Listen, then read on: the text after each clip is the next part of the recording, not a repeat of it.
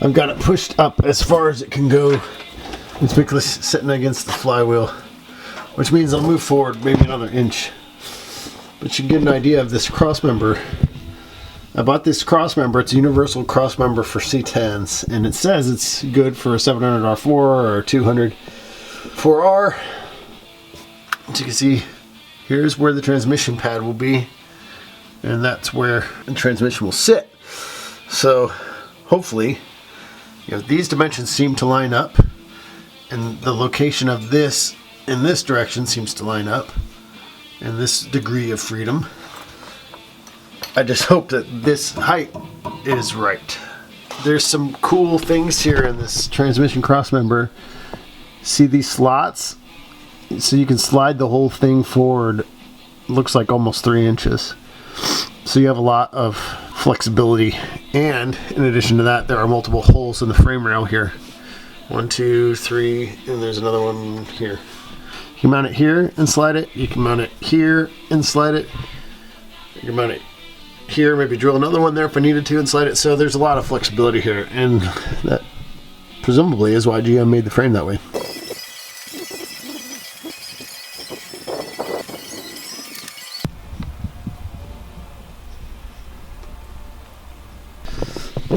This is where the linkage goes. Yeah, my TV cable goes right here. It's always fun until someone gets hurt, and then it's just hilarious. I'm going to connect up the new starter. I'll put the jack underneath this platform, and I will lift it slowly up. I'm going to see whether or not I can get the linkage right here to fit. Then I'm going to try to connect up the transmission lines. And that way I can align this, and I can sort of temporarily mock it up. Then mount the rear cross member, and then try to start aligning stuff for the flywheel. Check out the difference between these guys, man. Look at those things. I was able to find my studs. These are what I made for the Impala engine. So I'm gonna put those in the back of the engine block. A couple of those to help me align the transmission. As you can see here, this is the flywheel. This is the oil filter, and the bottommost bolt hole for the transmission bell housing is right there.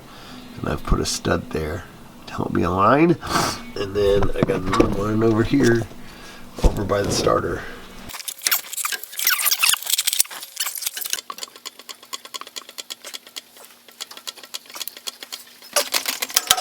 So it's up there. It's on the pins. It's on the pins. And I got it that way on both sides. Gotta put the pad mount for the transmission. I'll tell you what, crawling around under a car used to be fun. I freaking hate it now. However, I do feel a sense of accomplishment. The transmission is supported under the vehicle right now. And then I got the crossmember bolted up underneath the frame, finger tight, and the transmission mount finger tight. So it's hanging under the truck right now. I'm gonna let it sit there for a while. I'm gonna meditate on this. I think the next step I could do is start making some fine-tuning adjustments to get the torque converter and the flywheel lined up, and then I'll take some bolts and I'll put them into the engine block, and I will use those bolts to cinch the transmission forward and start to mate it up against the block. And as I get closer, then I'll start to align the torque converter and flywheel bolts, and I'll get the torque converter bolts all situated. The next hard part will be getting all the bolts in the engine block, because those ones up towards the top of the bell housing are just stupid hard to get to. Then I was kind of stalled for a while because I was trying to figure out the wiring on the starter. And since I changed it to a mini starter, I mean, it's a dumb thing, but I just have to take one wiring lead that's currently like a bolt lead and change it over to a slide-on. Man, I'm tired. I can't. A slide-on sort of like pin connector. So I need to go to the hardware store and buy some of those and figure that out. I gotta connect up the linkage. I gotta connect up the transmission lines, the oil lines. And there are two things that I did not do. One is the dipstick tube. I should drop that down on the firewall and get it lined up on the transmission before I get everything tube bolted down, so I can get under there and make sure that that's plugged in and working. And the other one is the TV cable. I gotta drop that down, figure out how to connect it up to the car, but also get it connected up to the transmission so I don't have to get under there and do that later.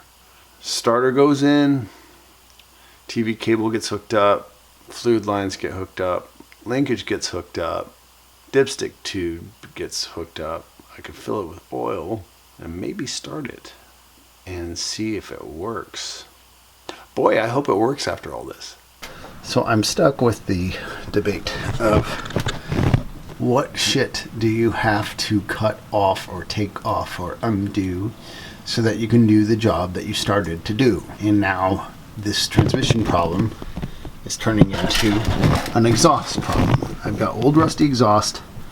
Do I try to take it off or loosen up one pipe just so I can fit this trans cross member in there, knowing that this is going to lead to a whole new extra layer of this project, which will be dealing with rusty bolts and stripping bolts and possibly even just getting to the point where I cut off the whole goddamn exhaust, which I don't really want to do.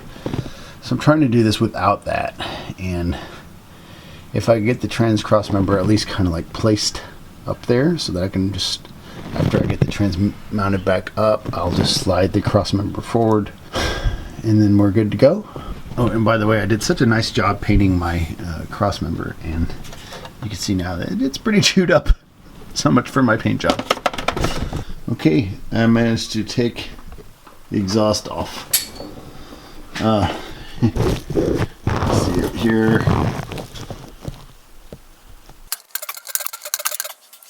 So I'm gonna bolt this guy up.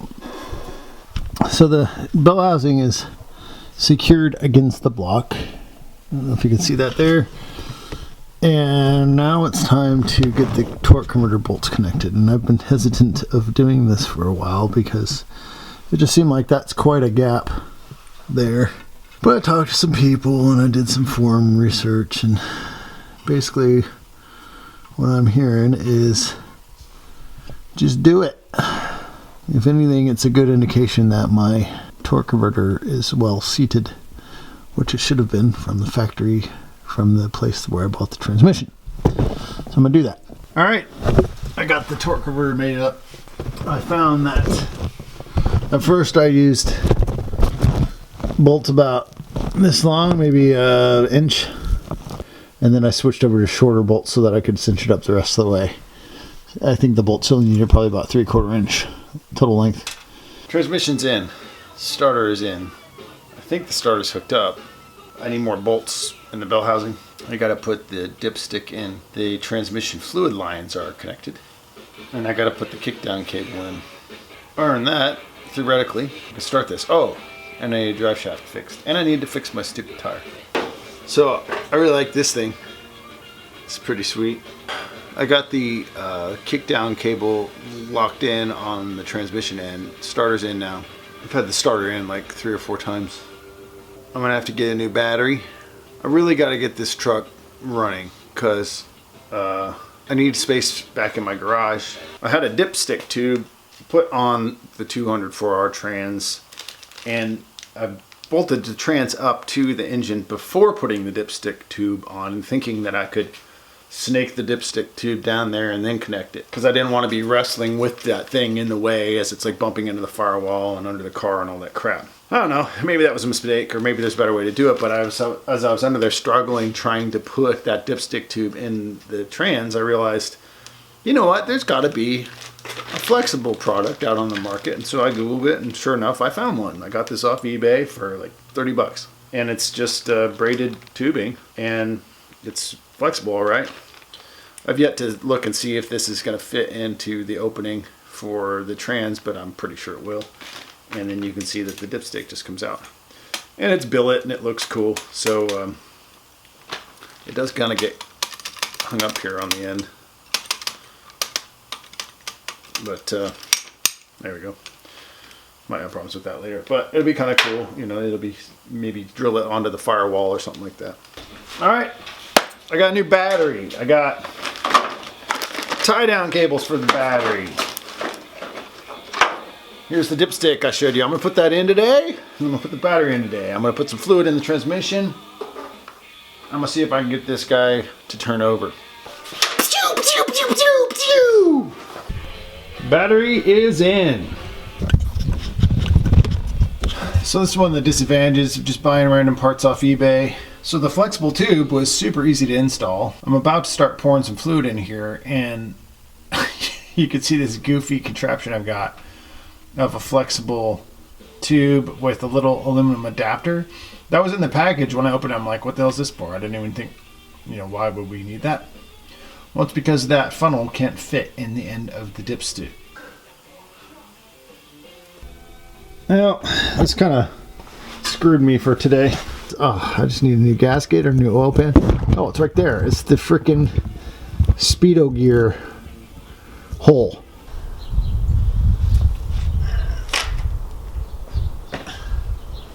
I had to basically overhaul the entire wiring on the starter. This guy was shorting out. You can see how he's exposed.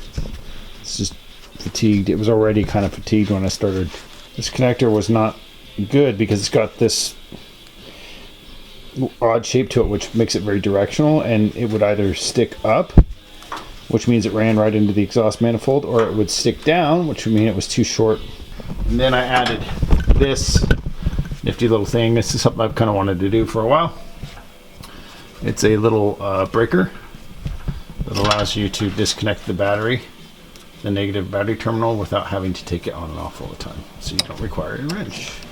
I'm also going to fix the shifter. I still have, here, I'll just go through my list. I had to do the shifter.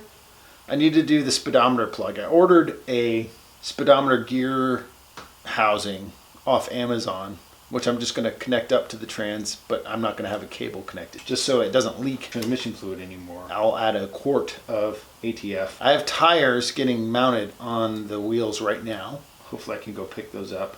Then I need to fix the kickdown cable. Then what I want to do is I want to mount up the drive shaft. I found out that these bolts, my other bolts, were all rusted and stripped.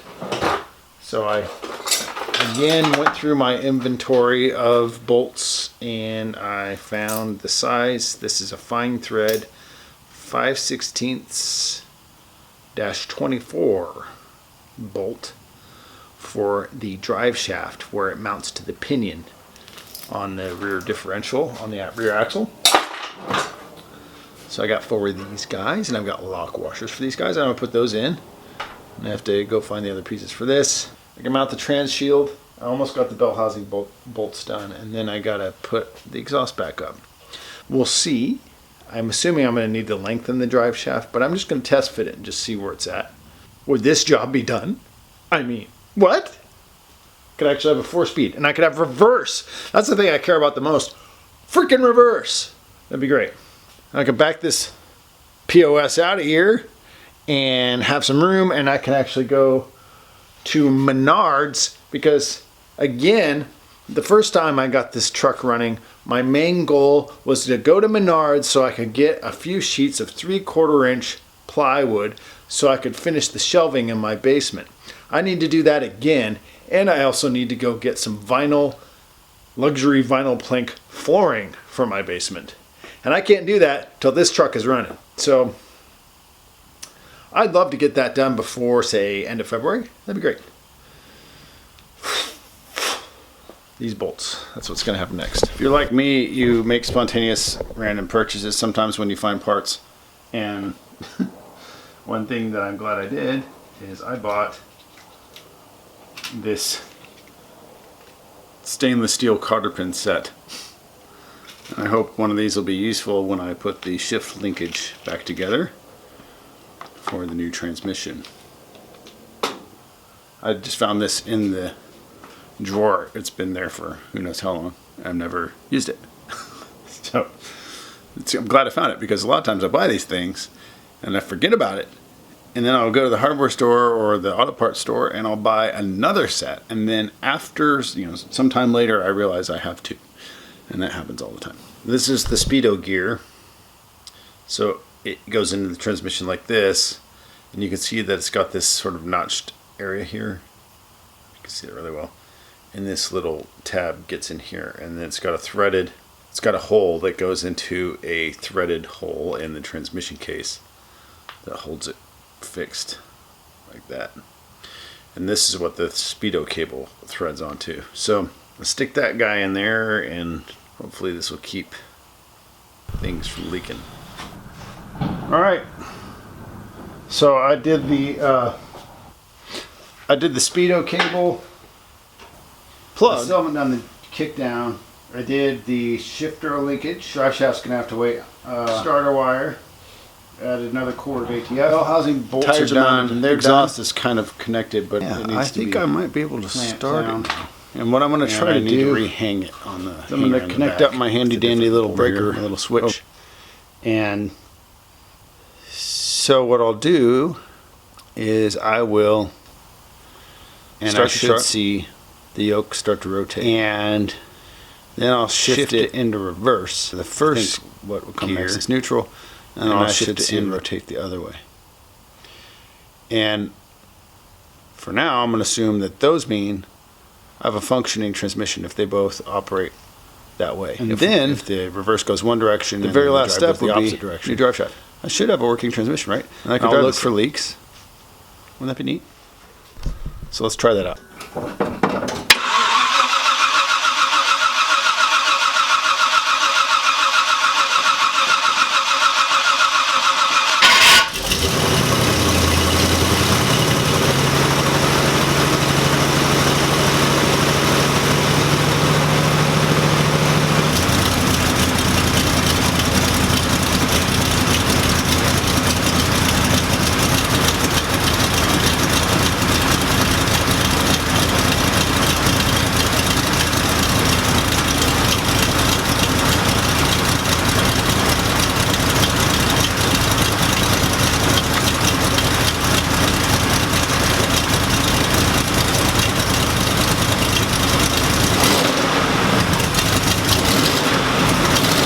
Alright, so a whole lot of shit just happened.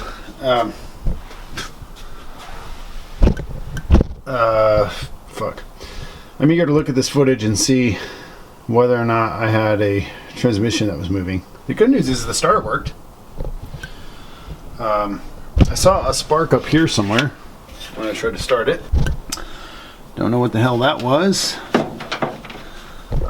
And for some stupid reason, this frickin' fuel line is leaking all over the place. Like, this fuel line is cursed. I don't understand, but it was like spewing fuel everywhere. And the bad thing is when that happens, like this fan is blowing cool air all over the engine.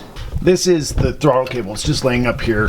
This is the kick down cable to the transmission. And you can see there's a couple features on this.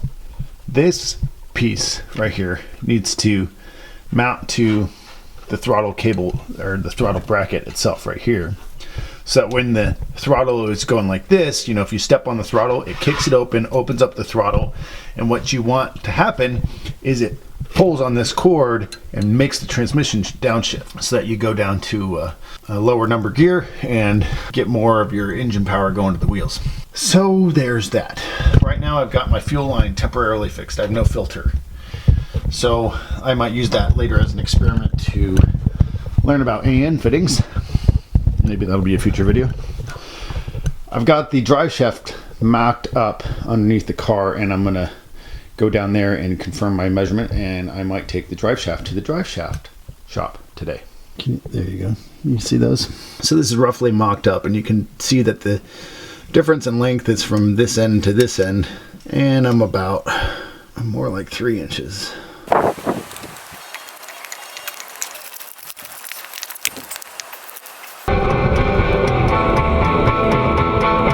So here's the new drive shaft. Pretty beefy. It's got a Spicer slip yoke on it, a newly lubed U-joint here. It's a little bit larger in diameter, and of course it's longer. I was just going to have the old drive shaft cut, extended, welded back up, and with a new slip yoke on it. And the guy called me and said, look, it's going to cost you, I think it was like $270 to fab up the old one, or it was about $350 to just get an entirely new one. And he said if you're ever intending to put more power in the truck, you're going to have a beefier drive shaft because I can make it a bigger diameter. And I said, okay, that sounds fair. So that's what this is, and we'll see if it fits. We'll see if my measurements were right. So I had to take that drive shaft back to Columbus Joint and Clutch. The guy that runs the place, his name's Corey. Super nice dude. If you're in the Columbus area, go to Columbus Joint and Clutch to get a drive shaft done. The drive shaft measurement was wrong, and it was my fault. It's not his fault. He was nice enough to lend me this new slip yoke so that I could take the measurement. This is the exact slip yoke that he's installed on my balanced drive shaft right now. I slip it in the transmission, and here's the advice that he gives you. Slip it all the way in until it locks down. It won't go any further. And then take a measurement from the center of this hole all the way down to your pinion, to your differential.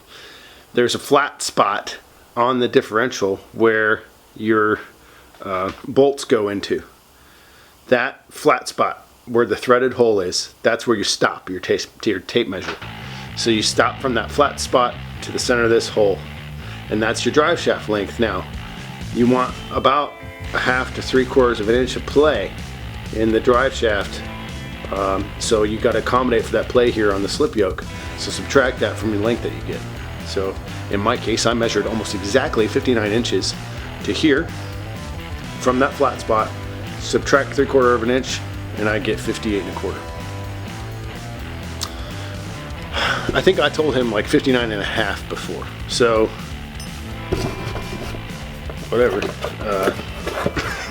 Somehow I screwed that up. But that's what I do. I do things like 2 or 3 times just to get them right.